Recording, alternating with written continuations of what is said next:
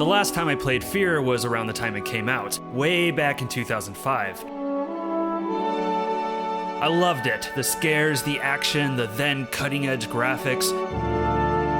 I've always considered it a great game, but like I said, I haven't played it since 2005, 15 years ago. And I'll admit, while I've always sung FEAR's praises, the experience of it has largely left my memory, save for the most iconic images of the game.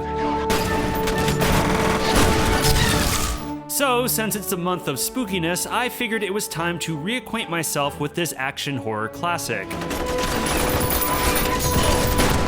And I gotta say, god damn, I forgot how good this game was.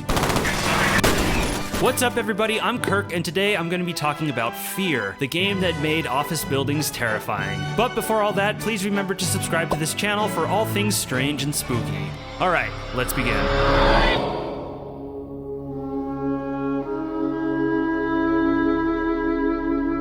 Developed by Monolith Productions, a studio responsible for a wide variety of excellent shooters, as well as the recent Shadow of Mordor games, and that one Batman game everyone forgot about.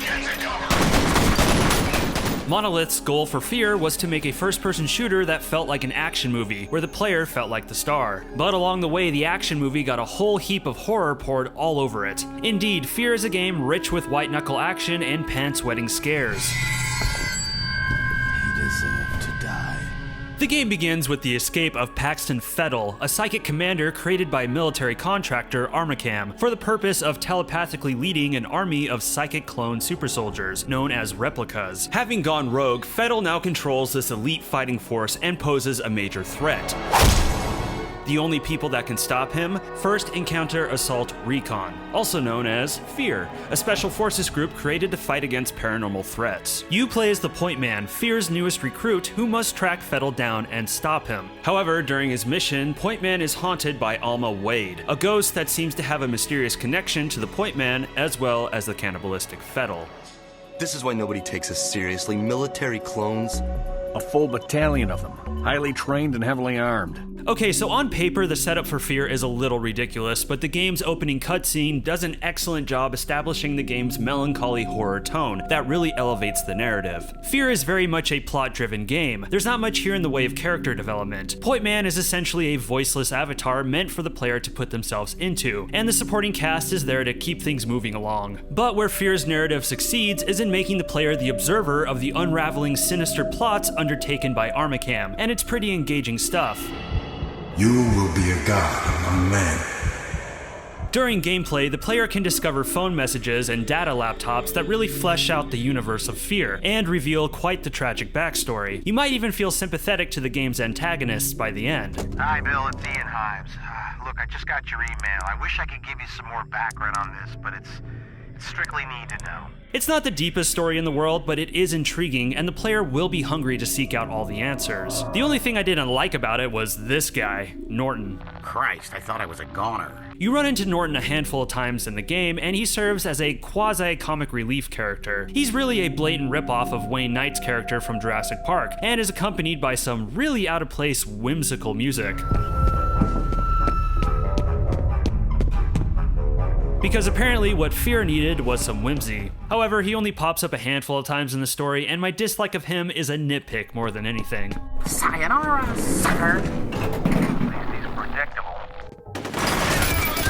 Graphically, FEAR is certainly dated, but remains strong where it counts. Looking at it now, it's easy to think the game is a bit plain looking, borderline generic even. The environments are rather normal, mundane places. Warehouses, construction sites, and office buildings crowded with cubicles, all characterized with a muted color scheme, light blues, grays, browns, and tans. It's pretty boring actually, which is what I love about it, because when stuff like this happens,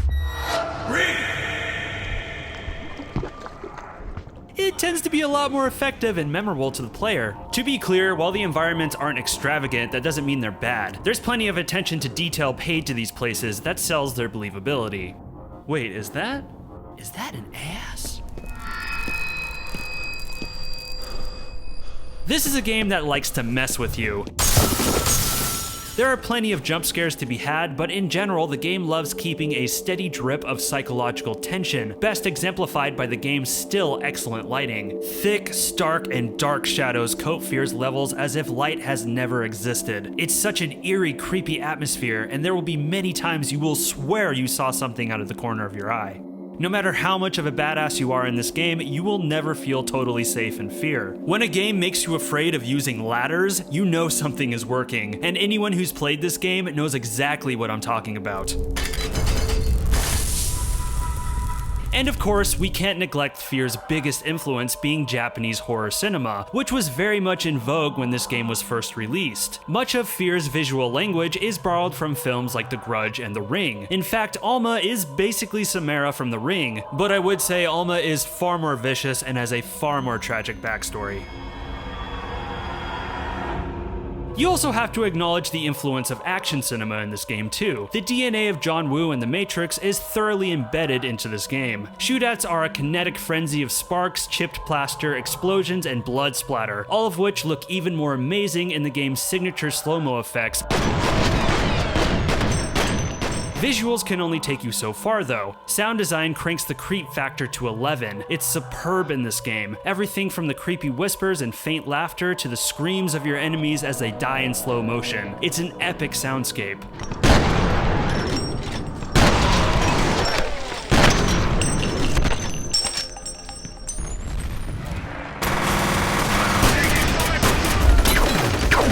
Now, despite FEAR's thick atmosphere and moody psychological scares, at the end of the day, this is still a balls-out, action-packed first-person shooter. This is a game all about large, loud, and frantic firefights with a solid arsenal of high-powered weaponry that for the most part feels nice and balanced. You start out with a pistol that can be held akimbo, for those that want to channel their inner Chow Yun-Fat. After this, you get the submachine gun, which behaves as you'd expect, and the assault rifle, which compared to the submachine gun, has slightly better accuracy and range. And then there's the scoped burst-action rifle, which is great for some distance killing. But shocker shocker, my favorite weapon in this game is the combat shotgun. This sucker is a death machine, steady speed, holds a lot of ammo, and has more range than you'd expect. And every once in a while, a shot from this will explode an enemy into a puddle. Utterly ridiculous and a total joy to use. Beyond this though, the game's arsenal gets far more elaborate and far more fun. The penetrator shoots steel stakes that can pin enemies to the wall, which never gets old. The particle weapon shoots a single beam that can instantly disintegrate a baddie. Careful though, because the same can happen to you. The repeating cannon is a splatter machine, a semi-auto juggernaut with a long range and a hint of splash damage. And of course, a rocket launcher that shoots 3 rockets at a time.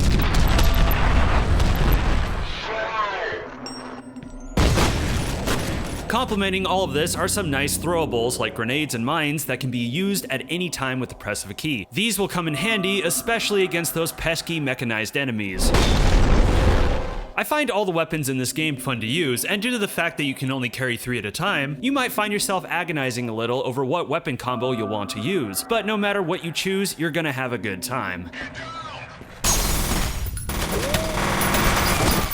I also have a lot of appreciation for the level design. Shootouts take place in rooms dense with catwalks, pipes, and pathways that interweave with each other. This is a game where you really have to work for that dominant position, work for that kill shot, all of which is complemented in no small part by the game's stellar AI. FEAR popularized the AI technique known as GOAP, Goal-Oriented Action Planning. I could attempt to explain it, but there's actually a great in-depth video that explains this system far better from AI in games. If you're curious, I'll have it linked at the top as well as in the description. But what you need to know is that these bad guys are smart and they do quite a bit to keep themselves alive. Firing upon them, they will immediately take cover and then intelligently use the environment to make you dead. They'll lean around corners and shoot you, they'll throw grenades. If they're in trouble, they'll happily dive through windows to get themselves safe. And if there's a way to flank you, they will find it. Expect to be snuck up on a lot in FEAR. These guys are very adaptable, and no 2 fights ever totally feel the same. In fact, if you die during combat and reload, don't be shocked when the enemies do something completely different. And if they feel they're at a disadvantage, these guys will retreat and wait patiently to ambush you. Which adds a whole other layer of tension when you know there's at least one guy left, but you have no idea where he is. And of course, this is a video game, so every once in a while the clones will do something stupid to get themselves killed, but it's not a common occurrence. You have to be cautious fighting these clone super soldiers. They are crack shots and will kill you quickly. Even a second of exposure can shave huge chunks out of your health. Cover is key, and the game allows you to lean and shoot around corners. A bit awkward to aim with, but a useful feature. But what really evens the odds is reflex time. Much like Max Payne before it, reflex time puts everything into slow-mo, allowing you to dodge bullets and surgically annihilate your enemies in a flurry of particle effects. This is a key mechanic that you will base most of your strategy around. Reflex is governed by a finite meter that recharges when in real time. So the skill here is knowing when and when not to use reflex time. Liberal use can put you in some bad situations. Although you can collect hidden reflex boosters to extend reflex time, so be on the lookout for those. Excuse me for reading too much into it, but what I dig about this system is that it lets two different shooter philosophies complement each other. Fighting in real time, you have to be tactical and conservative, keeping to cover and paying attention to what the replicas do and say. Whereas in reflex time, you can go old school run and gun, just at a slower speed. It's a sort of middle ground between Rainbow Six and Quake, and it's what truly makes FEAR special and unique. All in all, 15 years on, FEAR's gameplay hasn't really aged a day. The excellent AI, solid shooting mechanics, and kinetic reflex time keeps this one of the funnest shooters around. Honestly, there's only one thing I dislike about FEAR, well, other than this guy, which is the very last section of the game. You have to fight these nightmares, which while very creepy, don't put up much of a fight, as they can be killed in one shot. I don't know, in a game all about escalating firefights, I was kinda hoping the game would throw the gauntlet at me. Now, there is a story motivation for this, and I do respect that quite a bit, but it would have been nice to have one last epic challenge right before the game's explosive ending.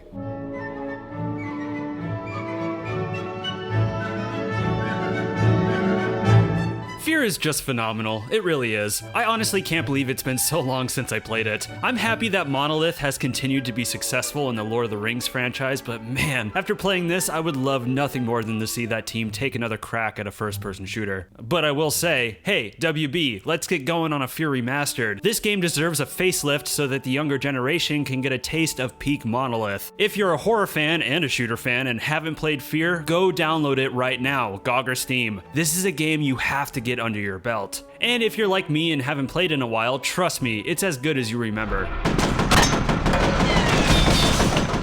Please be sure to hit me up in the comments and let me know your thoughts on FEAR, and if you agree or disagree with my review. If you enjoyed the video, please be sure to subscribe, like, and share with your friends. It is a massive help for this channel. If you're in the market for unique shooters, please be sure to check out my early access review of Ultra Kill. I post videos weekly, so be sure to ring that bell so you are the first to see them. I'm Kirk, and thank you for watching this video. Stay safe out there.